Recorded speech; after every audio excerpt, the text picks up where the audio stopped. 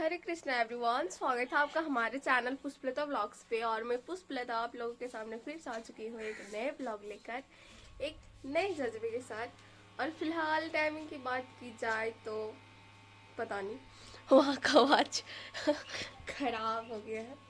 खाना वगैरह बना ली हूँ, खाने में बना ली हूँ चावल, सब्जी और भुंजिया। किसका?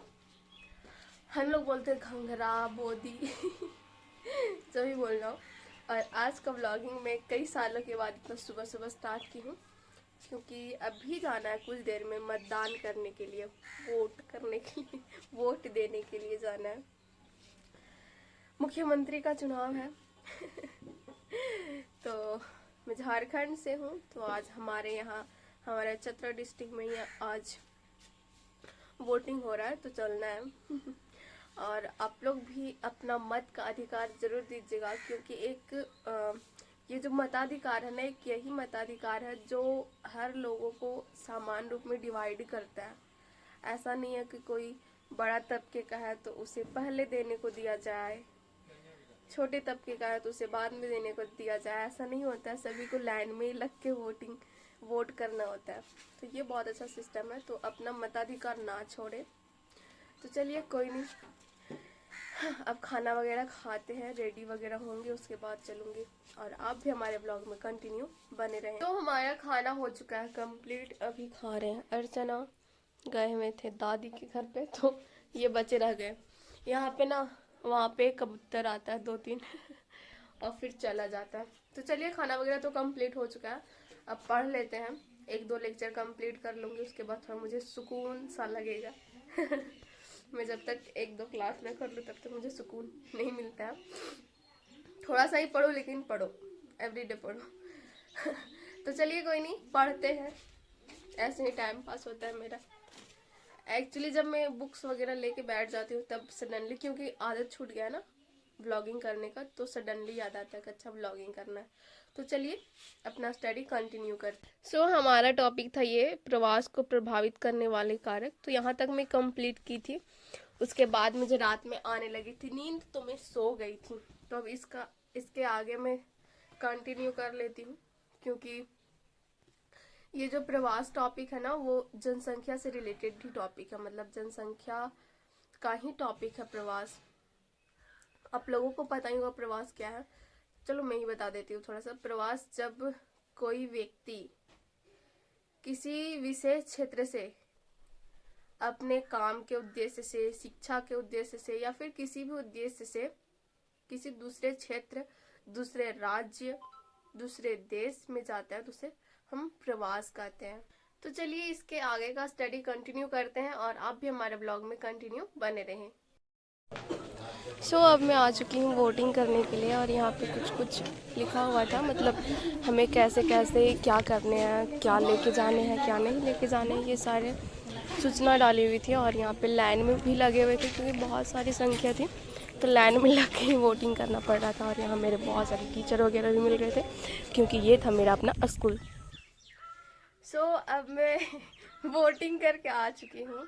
एक्चुअली जब मैं जा रही थी तो रिकॉर्ड करना भूल गई, क्योंकि थोड़ा व्यस्त थी, तो ऐसे सडनली निकल गई। जब वहाँ पहुँची तो अचानक से याद आया कि व्लॉगिंग स्टार्ट करना था, बट कोई नहीं, ये रहा हमारा पहचान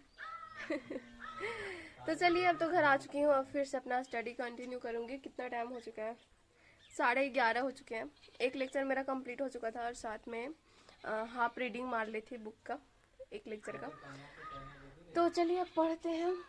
तो यहाँ पे मेरा फर्स्ट सेशन कंप्लीट होता है, और अभी टॉपिक की बात की जाए तो हमारा टॉपिक था जनसंख्या संगठन, नहीं संगठन और अभी मैं फ़िलहाल ये पढ़ रही थी, मेरे को ये इंटरेस्टिंग लगा। पढ़ तो पूरा चैप्टर ली हूँ, बट ये इंटरेस्टिंग लगा, तो मैं सोची चलो इसे मैं बता देती हूँ। विस्तारित होती जनसंख्या, ये जो नाइजीरिया का आप देख सकते हैं कुल जनसंख्या का प्रतिशत है। विस्तारित होती जनसंख्या के बारे में बतलाया गया है। तो आप यहाँ पे देख सकते हैं, यहाँ पे पुरुषों का जनसंख्या है, और यहाँ पे महिलाओं की जनसंख्या है। मतलब कि यहाँ देखा जाए तो अभी फ़िलहाल ये 2009-10 का जनगणना के अनुसार है। जो चार्ट है देखें हम ध्यान से तो यहाँ पे जो जन्म दर है वो काफ़ी अधिक है। जन्म दर काफ़ी अधिक है, उसके अकॉर्डिंग धीरे धीरे धीरे धीरे धीरे पिरामिड आकार का ऊपर होते जा रहा है। मृत्यु दर बहुत कम है।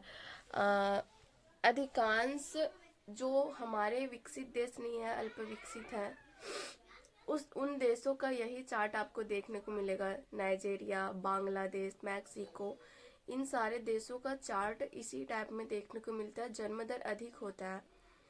और ये देखा जाए तो ये हमारा रहा ऑस्ट्रेलिया का है।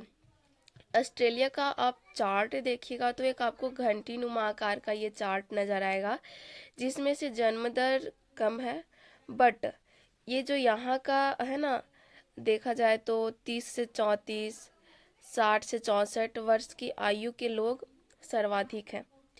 तो इस प्रकार से चार्ट को हम देख के समझ सकते हैं कि किसी देश में कोई देश कितना विकसित है, कितना विकासशील है, अल्प विकसित है।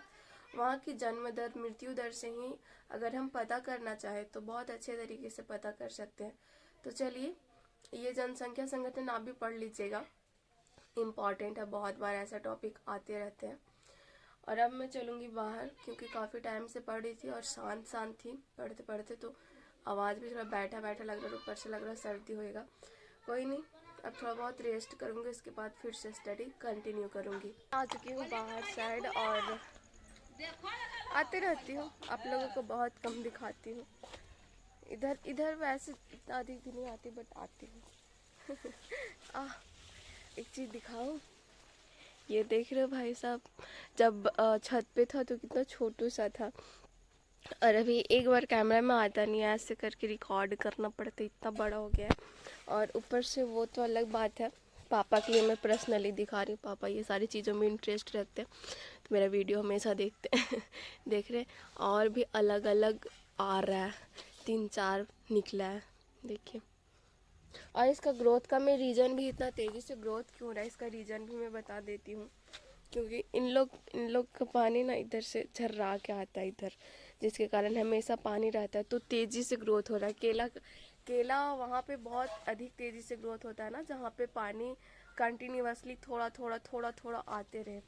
और ये रहा पपीता का पेड़, बट फला नहीं, इधर इतना सारा फला हुआ, बहुत बड़ा बड़ा। इधर हल्दी वगैरह लगा है। और इधर आई तो मैं आप लोगों को वैसे दिखा दी।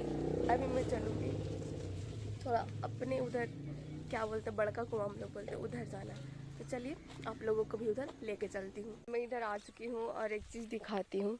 इधर धान भी कटने लगा है, इस खेत में तो धान पूरा का पूरा कट गया है। और मुझे याद है कि इधर जितना भी धान लगा है उसमें से सबसे लास्ट में इन्हीं का खेत में लगा था, बट देखो भाई, इनका पक के कट भी गया। उधर बचा हुआ, उधर भी बस पकने वाला ही, मतलब बाल तो पक गया, बस डंठल बोल सकते हैं वो हरा है, बाकी बाल पूरा पका हुआ। और इधर चूहों ने क्या कर रखा है वो भी देखिए, धान एकदम मस्त है।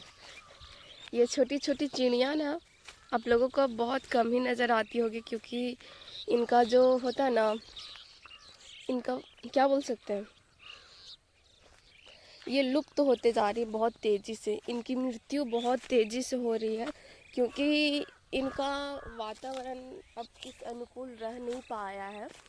क्योंकि ये जो चिड़िया है ना, वो ठंडे वाले क्षेत्र में ज़्यादा रहना पसंद करते हैं। ये अधिकांश कुओं में रहते हैं, इनका जो घर होता है, जैसे चिड़िया वगैरह का बिल होता है ना, इसी तरीके से ये कुओं में रहते हैं। कुओं में जो पत्थर बना होता है, पत्थर से जो पहले वाला कुआं होता था पत्थर से बना हुआ, तो उनमें रहते थे ये लोग, बट अब ऐसा तो है नहीं।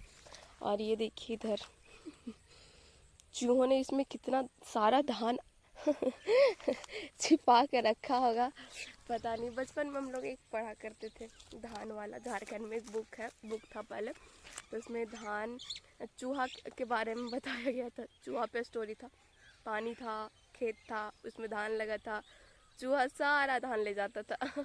तो चलिए इधर आई तो सोचिए आप लोगों से भी थोड़ा, आप लोगों को भी थोड़ा दिखा देती हूँ इधर का नज़ारा। सारा मक्का वगैरह हट चुका है, मेरा खेत भी आज